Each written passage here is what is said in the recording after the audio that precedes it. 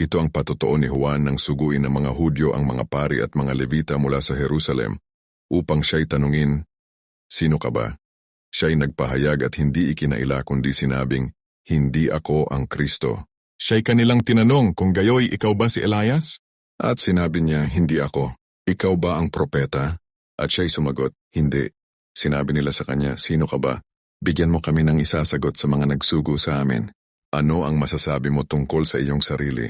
Sinabi niya, "Ako ang tinig ng isang sumisigaw sa ilang na lugar. Tuwirin ninyo ang daan ng Panginoon, gaya ng sinabi ng propeta Isaias." Sila'y mga sugo buhat sa mga Fariseyo. Siya'y tinanong nila, "Kung gayoy bakit ka nagbabautismo kung hindi ikaw ang Kristo o si Elias o ang propeta?" Sila'y sinagot ni Juan, "Ako'y nagbabautismo sa tubig. Sa gitna ninyo'y may isang nakatayo na hindi ninyo kilala, na pumaparitong kasunod ko at hindi ako karapat-dapat magkalag ng panali ng kanyang sandalyas."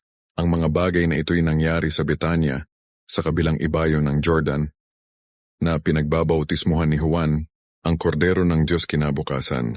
Nakita ni Juan si Jesus na lumalapit sa kanya at kanyang sinabi, "Narito ang kordero ng Diyos na nag-aalis ng kasalanan ng sanlibutan. Siya ang aking sinasabi. Kasunod ko'y dumarating ang isang lalaki na higit pa sa akin sapagkat siya'y nauna sa akin. Hindi ko siya nakilala. Dahil dito'y naparito ako na nagbabautismo sa tubig upang siya'y mahayag sa Israel." Nagpatotoo si Juan.